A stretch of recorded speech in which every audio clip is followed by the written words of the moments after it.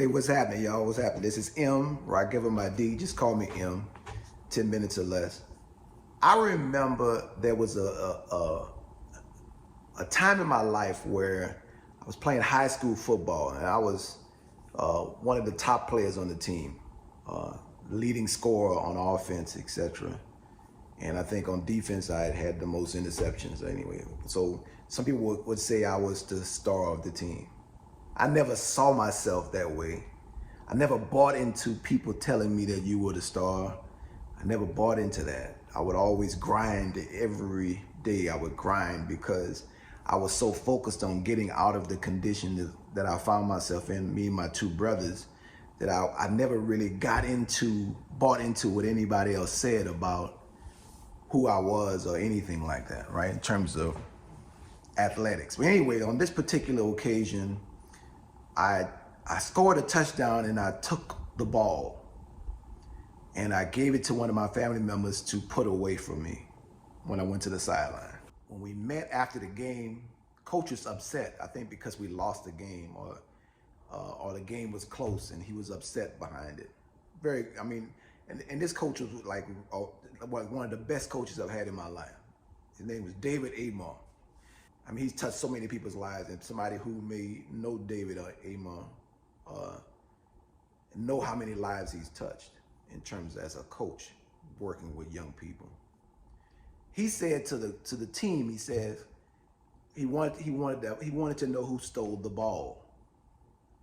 And he said, whoever stole that ball will get put off the team. Whoever stole the ball will get put off the team. Remember that. And I'm like, shit. I'm on one knee in the circle, in the locker room, and I'm saying to myself, I'm going through this thing in my mind. Oh shit, I stole the ball. I kept the ball. And if he finds out, I'm gonna get put off the team because he just set the criteria. He said, whoever I found out stole that ball will be put off the team. In that moment,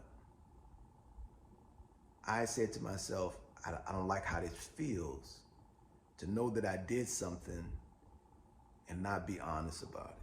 I don't know where it came from. I don't know where it came from in me, because when I think back on it, I was like, why you just didn't shut up and just say anything? But in that moment, I said, Coach, it was me. I took the ball. Everything stopped. Everything.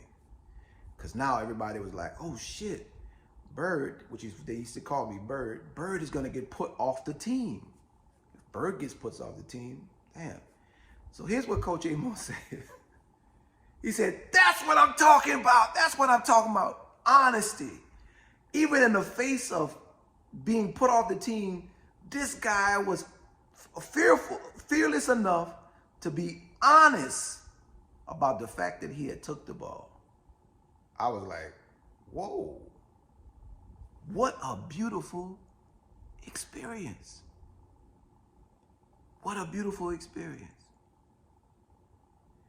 That experience influenced me to believe in honesty.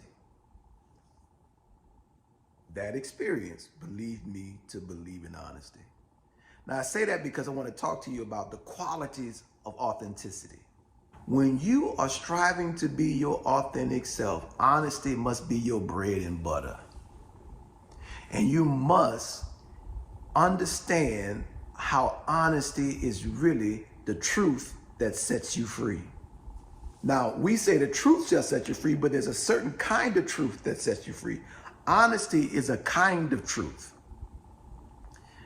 Listen, you could tell the truth. I could have went home and told maybe my grandmother that I took the ball. And that would have been true, but it wouldn't have been in the context in which I needed to say it, in which the biggest opportunity for growth would have taken place. See, honesty is telling the truth you struggle to tell to the people you struggle most to tell it to.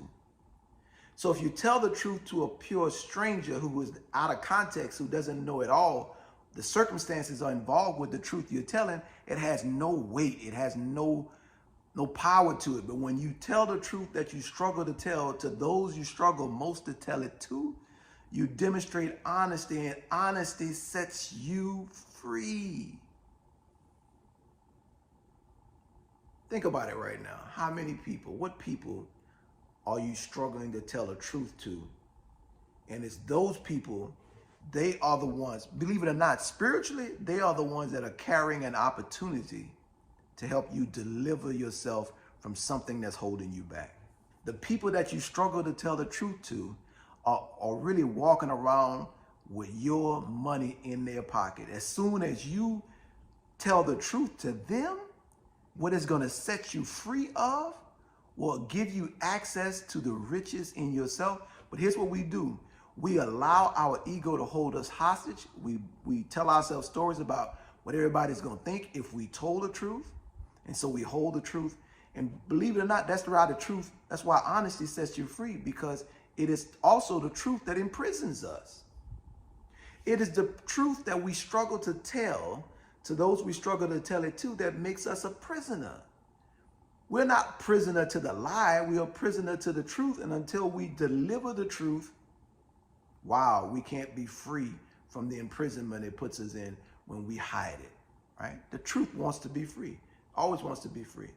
I remember this other situation when I remember I was like 6 years old, and there was a store, TG&Y. I don't know if y'all remember TG&Y. It used to exist a long time ago. Well, there was a TG&Y around the corner from my grandmother's house, and I went to the store with my uncle, who's no longer with me. I miss him. Uncle Mike, I miss you. Thank you for everything you've done while you were here.